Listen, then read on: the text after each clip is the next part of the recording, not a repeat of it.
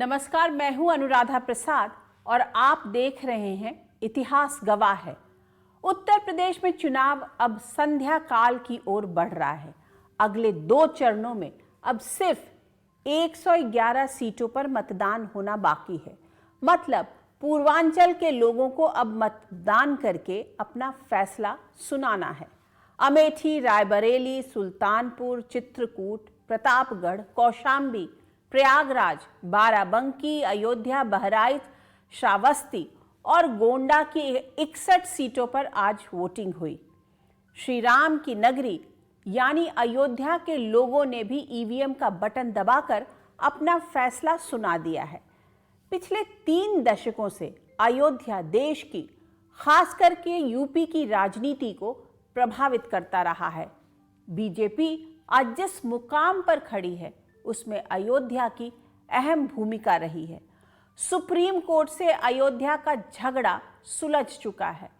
अयोध्या में श्री राम का भव्य मंदिर निर्माण का काम तो जारी है, लेकिन राम राज्य का इंतजार अभी खत्म नहीं हुआ है। ऐसे में सवाल उठता है कि क्या चुनावी नतीजों के बाद हमारे सियासतदान एक ऐसी आदर्श व्यवस्था के निर्माण में पूरी ईमानदारी के साथ काम करेंगे जिसमें लोग एक दूसरे से प्रीति रखते हुए तरक्की की राह पर आगे बढ़ें, सबको उसकी क्षमता और योग्यता के हिसाब से रोजगार मिले। इतिहास गवाह है यूपी स्पेशल के पिछले एपिसोड में मैंने आपको बताया था कि 2014 में नरेंद्र मोदी के अच्छे दिनों के नारे ने कैसे जात पात के समीकरण ध्वस्त कर दिए। समाजवादी पार्टी पर कब्जे की लड़ाई में अखिलेश यादव किस तरह सब पर भारी पड़े। 2017 में हुए विधानसभा चुनाव के लिए मोदी और शाह किस फॉर्मूले पर आगे बढ़े। अब आगे की कहानी। बात 5 साल पहले की है। यूपी विधानसभा चुनाव के नतीजों का सब बेसब्री से इंतजार कर रहे थे। लोगों ने ईवीएम का बटन दबाकर किसे रिजेक्ट और किसे सेलेक्ट किया, कोई भी इसका सटीक आंकलन नहीं कर पा रहा था।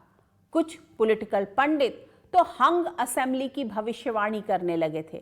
इसके पीछे भी एक बड़ी वजह थी। उन्हें लग रहा था कि अखिलेश यादव और राहुल गांधी की जोड़ी अच्छा खासा वोट हासिल करेगी। चुनाव के दौरान बीजेपी ने प्रधानमंत्री मोदी की छवि को गरीबों के मसीहा के तौर पर पेश किया था। जातीय समीकरणों को साधने के लिए बीजेपी पहले ही प्रदेश अध्यक्ष की कुर्सी पर केशव प्रसाद मौर्य को बैठा चुकी थी और अपना दल की अनुप्रिया पटेल के अलावा सुहेल देव भारतीय समाज पार्टी के ओम प्रकाश राजभर के साथ गठबंधन कर चुकी थी। मैदान में बीएसपी भी पूरी ताकत के साथ डटी हुई थी। 11 मार्च 2017 को जैसे ही वोटों की गिनती शुरू हुई, बीजेपी कार्यकर्ता जश्न में डूब गए। यूपी की सत्ता से बीजेपी का 14 साल का वनवास खत्म हो चुका था। दूसरी पार्टियां सकते में थीं कि आखिर भगवा लहर इतनी प्रचंड कैसे बन गई।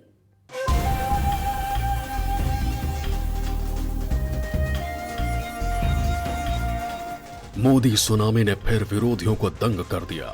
उनका जोड़ तोड़ बुरी तरह ध्वस्त हो चुका था। बीजेपी कार्यकर्ता गाजियाबाद से गाजीपुर तक भगवा होली के रंग में रंगे हुए थे।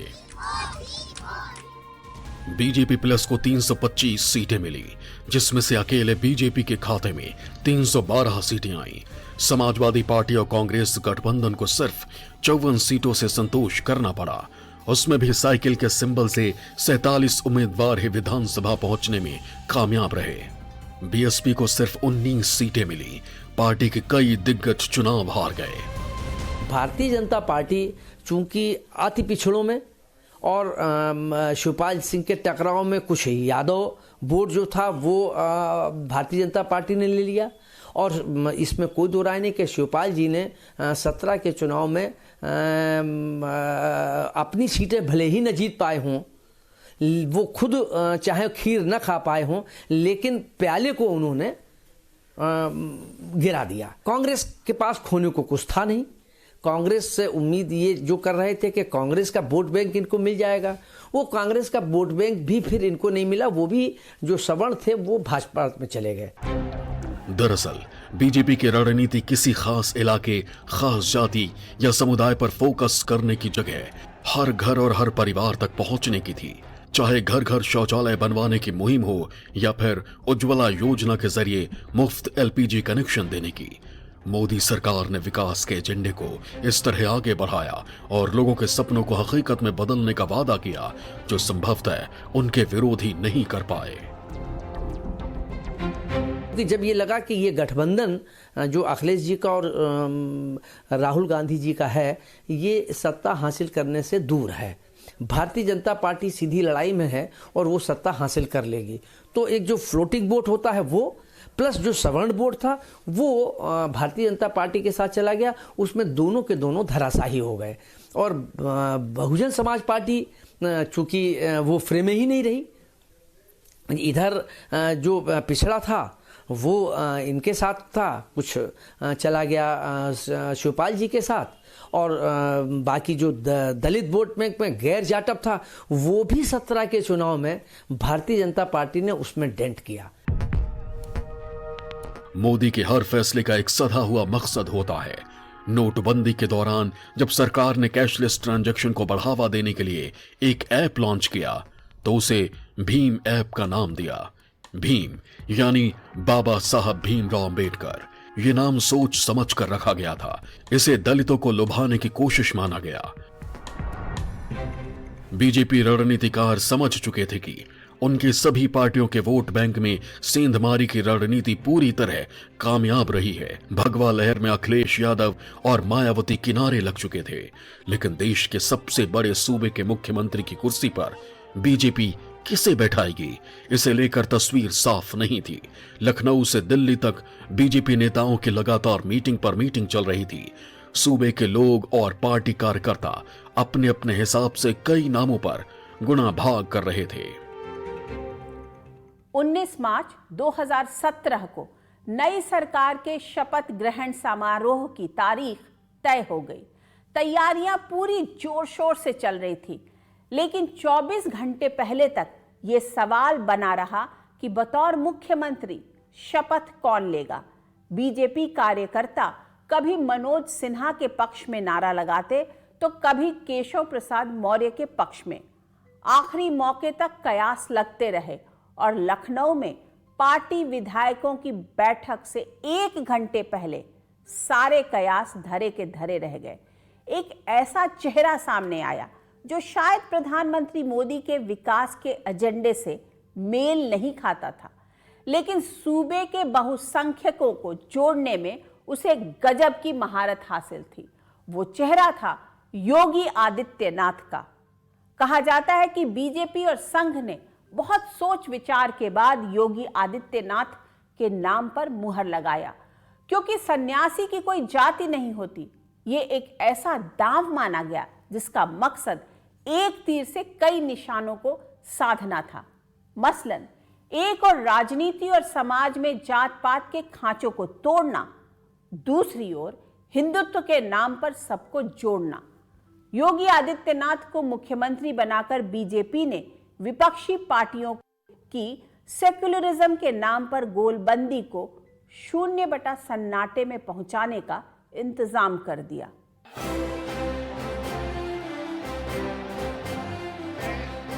मैं आदित्यनाथ योगी ईश्वर की शपथ लेता हूं कि बीजेपी में कट्टर हिंदुत्व के पोस्टर बॉय योगी आदित्यनाथ को यूपी की कमान सौंप दी गई।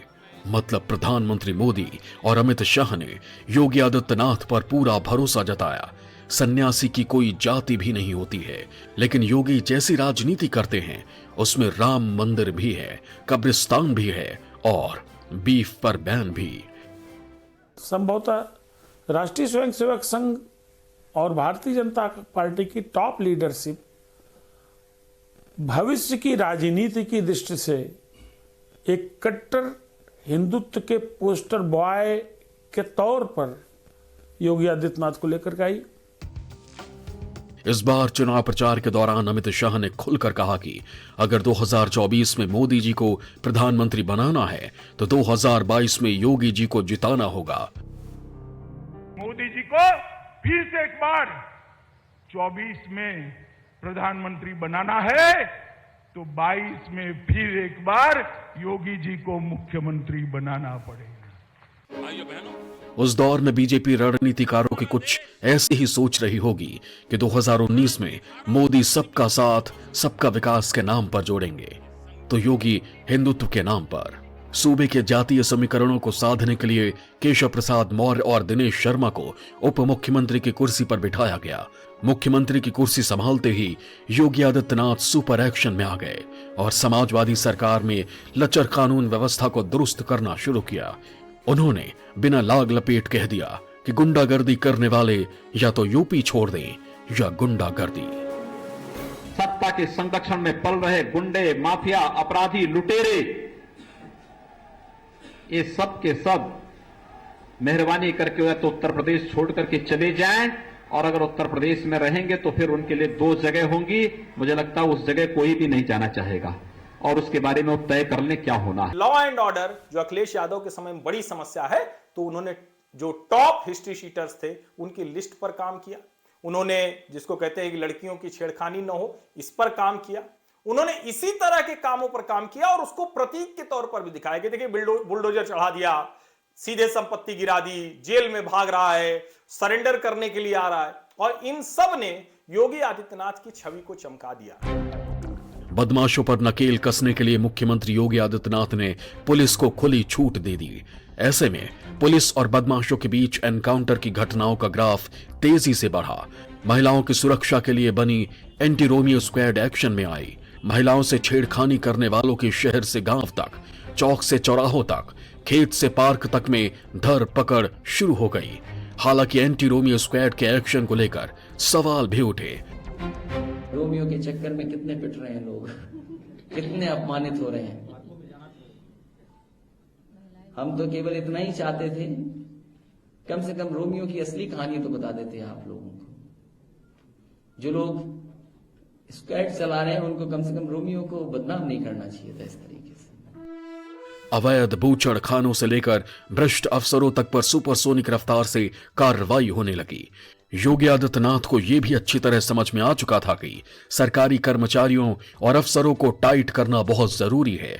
दफ्तरों में टाइम पर हाजिरी से लेकर कामकाज पर निगरानी के मैकेनिज्म को दुरुस्त करने का काम शुरू हुआ। मुख्यमंत्री योगी का एक्शन न्यूज चैनलों पर प्राइम टाइम में छाया हुआ था, अखबारों की सुर्खियां बन रहा था।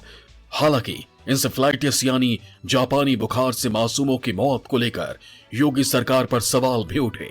पिछले कुछ दशकों से हर साल पूर्वांचल में कई मासूम असमय मौत के मुंह में जा रहे थे। जो अभी समझ में आ रहा है, क्योंकि सरकार के पास पूरी जानकारी होगी कि जो ऑक्सीजन की कमी हुई उसकी वजह से बच्चों की जान गई है और बड़े पैमाने पर बच्चों की जान गई है। नमस्कार। जब योगी सरकार के 100 दिन पूरे हुए तो न्यूज 24 के खास कार्यक्रम मंथन में सीएम योगी ने ऐलान किया कि सुस्त कर्मचारियों पर हंटर चलेगा और ऐसे 50 साल से ऊपर के लोग रिटायर कर दिए जाएंगे। जहां कभी कार्य 15 वर्षों के अंदर हुआ ही नहीं है, उस जंग को छुड़ाने में थोड़ा समय तो लगेगा। मतलब और इसीलिए हम लोगों ने कह दिया है कि हमारी स्पीड तय है। जो लोग कार्य कर सकते हैं वो चलें, नहीं कर सकते हैं तो 50 साल की उम्र हमने तय कर दी है रिटायरमेंट की। जो कार्य नहीं कर सकता है, विकास के प्रति, जन सुनवाई के प्रति जिसके अंदर रुचि नहीं है, जो अपनी स्पीड को नहीं बढ़ा पा रहा है, सरकार को अधिकार है 50 साल के बाद उसकी सर्विस को रिव्यू करें। दरअसल योगी एक बात अच्छी तरह समझ चुके थे कि बगैर स्मार्ट अफसरों और कर्मचारियों के वो लोगों तक सरकार की योजनाओं का फायदा नहीं पहुंचा पाएंगे। मुख्यमंत्री बनने के बाद करीब महीने 100 महीने तक योगी आदित्यनाथ ने एक सख्ती का संकेत दिया, तमाम डिपार्टमेंट्स का रिव्यू किया, अफसरशाही में बड़ी धमक का माहौल था। लेकिन कालांतर में मुख्यमंत्री रहते हुए अधिकांश समय तक योगी आदित्यनाथ नौकरशाही पर ज्यादा निर्भर रहे। योगी आदित्यनाथ अपनी सरकार की योजनाओं के जरिए लोगों के दिल में जगह बनाते जा रहे थे, तो सूबे की राजनीति के साथ बीजेपी में भी उनका कद तेजी से बढ़ता जा रहा था। अयोध्या में भव्य दिवाली का जश्न हो या सूबे की तस्वीर बदलने का काम, दोनों साथ साथ चल रहे थे।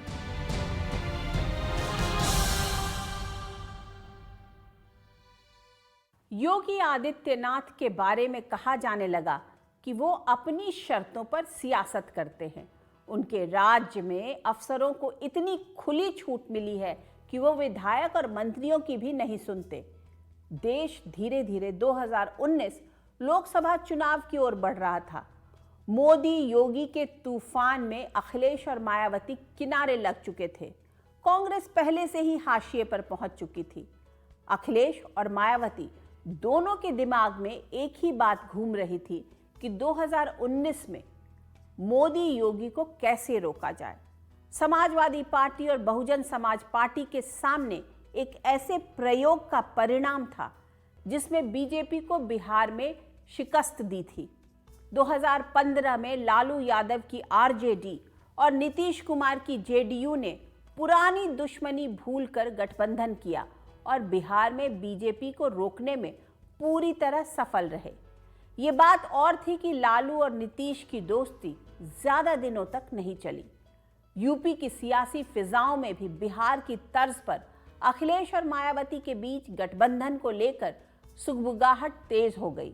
मायावती के लिए प्लस पॉइंट ये था कि समाजवादी पार्टी में मुलायम सिंह हाशिए पर और शिवपाल यादव पार्टी से बाहर हो चुके थे। अखिलेश यादव उनके लिए भतीजे की तरह थे। यूपी में ये सब तैयारियां चल रही थी 2019 में मोदी योगी को रोकने के नाम पर।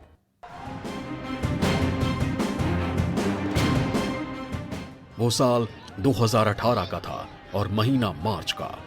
यूपी की दो हाई प्रोफाइल लोकसभा सीटों गोरखपुर और फूलपुर में उपचुनाव हुए। गोरखपुर सीट योगी आदित्यनाथ की लोकसभा सीट से इस्तीफा देने की वजह से खाली हुई थी, तो फूलपुर सीट केशव प्रसाद मौर्य के इस्तीफे की वजह से खाली हुई थी। समाजवादी पार्टी और बीएसपी ने इस उपचुनाव में हाथ मिलाया। इस दोस्ती का साइड इफेक्ट ये रहा कि दोनों सीटें बीजेपी के हाथ से निकल गईं। गोरखपुर से साइकिल पर सवार होकर प्रवीण निषाद लोकसभा पहुंचे, तो फूलपुर से समाजवादी पार्टी के सिंबल से नागेंद्र पटेल संसद पहुंचे, वो भी 59,000 से अधिक वोटों से जीत हासिल कर। जो परिणाम आया है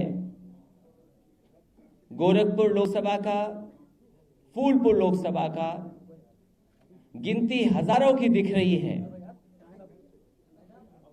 जो आंकड़े आ रहे हैं वो हजारों के हैं, लेकिन मैं ये कह सकता हूं कि दोनों लोकसभा की जो जनता है, लाखों लोगों ने अपना वोट दे करके समाजवादी पार्टी के प्रत्याशी को जिताने का काम किया है। गोरखपुर और फूलपुर में बनी केमिस्ट्री को आगे बढ़ाने का काम भीतर खाने शुरू हो गया। यूपी की सियासत में एक और शख्स चुपचाप अपनी सियासी जमीन तैयार करने में लगा हुआ था। वो थी 2014 में अमेठी लोकसभा सीट पर चुनाव हार चुकी स्मृति ईरानी। भले ही स्मृति चुनाव हार गई, लेकिन अमेठी के आंगन में उनका आना जाना लगातार बना रहा। लोगों को एहसास दिलाती रही कि अमेठी के लोग उन्हें चुनाव में जिताए या हराएं, वो उनके दुख सुख में हमेशा खड़ी रहेंगी। यूपी अपने मिजाज के हिसाब से आगे बढ़ता रहा, तो सियासत भी वक्त के साथ नया आकार लेती रही। वोट के गणित को देखते हुए मायावती लखनऊ गेस्ट हाउस कांड की खौफनाक यादों को भूलते हुए समाजवादी पार्टी से गठबंधन के लिए तैयार हो गईं, तो अखिलेश यादव ने भी सार्वजनिक रूप से मायावती के पैर छुए। नेता तो वोट के लिए आपस में मिल गए, लेकिन लोगों को ये दोस्ती कितनी रास आई, इस सवाल का जवाब अभी मिलना बाकी था। अब हमें पूरा भरोसा है कि यहाँ बीएसपी व सपा का बना ये गठबंधन इस बार केंद्र में बीजेपी को किसी भी कीमत पर सत्ता में आसीन नहीं होने देगा। आज से समाजवादी पार्टी का प्रत्येक कार्यकर्ता इस बात को गांठ बांध ले कि आदरणीय मायावती जी का सम्मान मेरा सम्मान है, और अगर भाजपा का कोई भी नेता आदरणीय मायावती जी का अपमान करता है तो समझ लेना कि वो अपमान आदरणीय मायावती जी का नहीं बल्कि मेरा अपमान हुआ है। यूपी की 80 लोकसभा सीटों में से दोनों पार्टियों की 38 सीटों पर चुनाव लड़ने पर सहमति बनती है।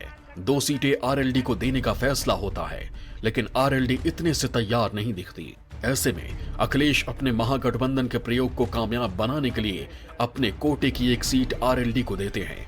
अमेठी और रायबरेली सीट कांग्रेस के लिए छोड़ दी जाती है।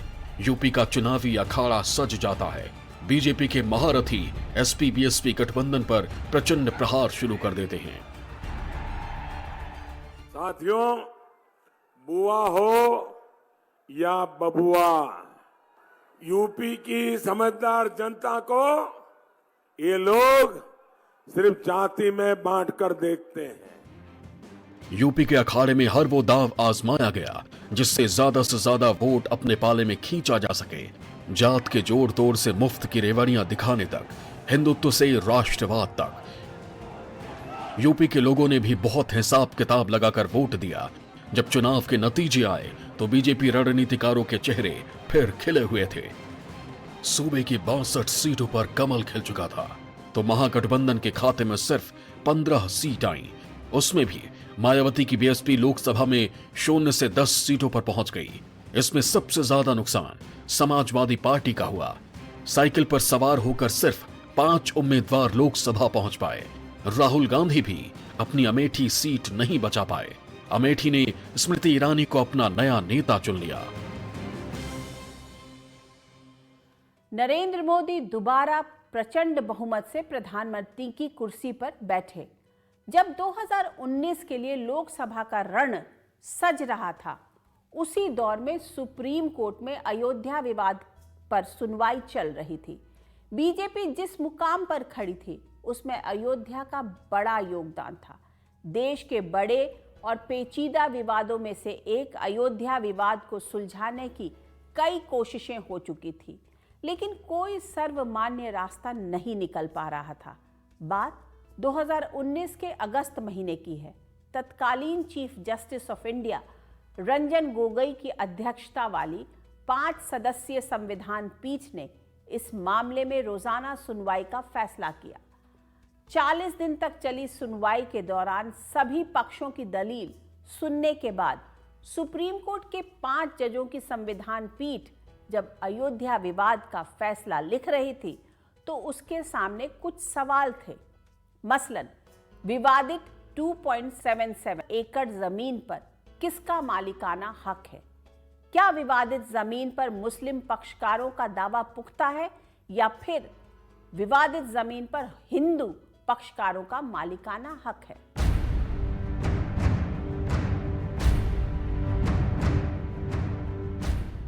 9 नवंबर 2019 देश की सबसे बड़ी अदालत को अयोध्या विवाद में फैसला सुनाना था। पूरे देश की नजरें सुप्रीम कोर्ट पर थी। संवैधानिक बेंच ने अपने फैसले में कहा कि विवादित जगह के बाहरी हिस्से पर हिंदू पक्ष का निर्विवाद कब्जा था। अंदरूनी भाग जिसमें बाबरी मस्जिद बनी थी, उसे लेकर मुस्लिम और हिंदू पक्ष में विवाद था।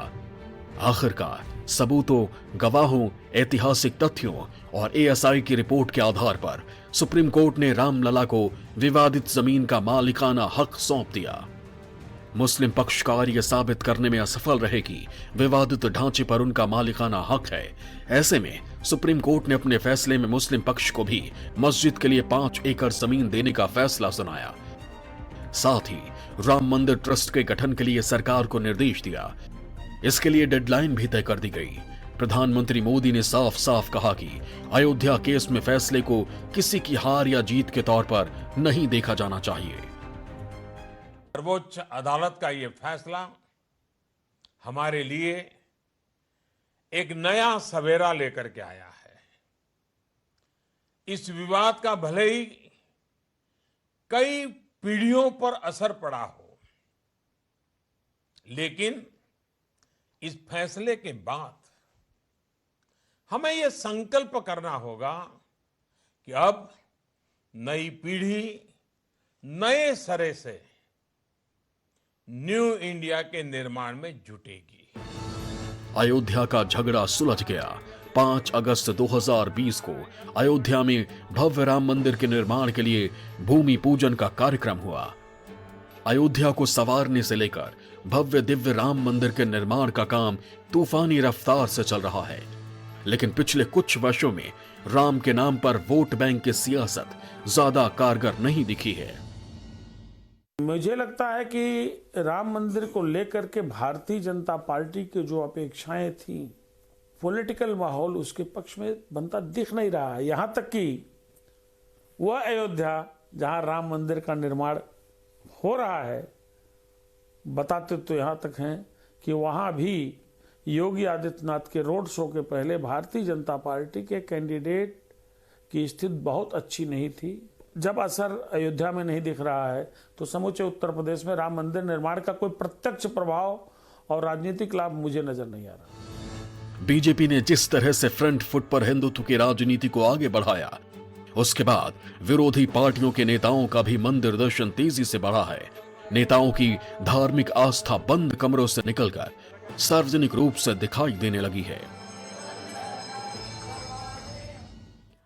2 साल में अयोध्या में भव्य राम मंदिर बनकर तैयार हो जाएगा, लेकिन अयोध्या के मर्यादा पुरुषोत्तम राम ने दुनिया के सामने जिस तरह की शासन व्यवस्था और समरस समाज की राह दिखाई, वो सपना कब पूरा होगा?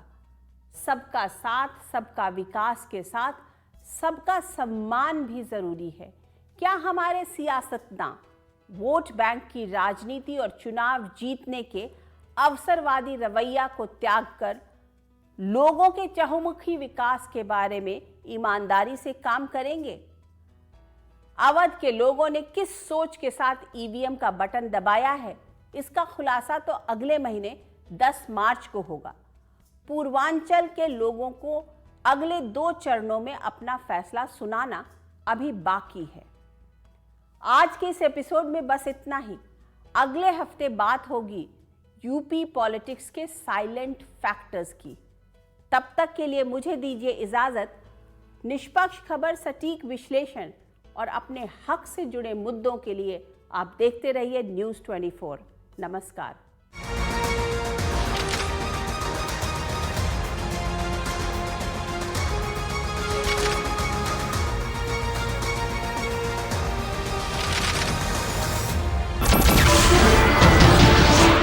नमस्कार, मैं हूं मानक गुप्ता। अगर आपको हमारा ये वीडियो पसंद आया हो तो इसे लाइक और शेयर जरूर करें, और हां, हमें सब्सक्राइब और फॉलो करना ना भूलें ताकि आप देश और दुनिया की कोई खबर मिस ना करें। तो जुड़े रहिए हमारे साथ और देखते रहिए न्यूज़ 24।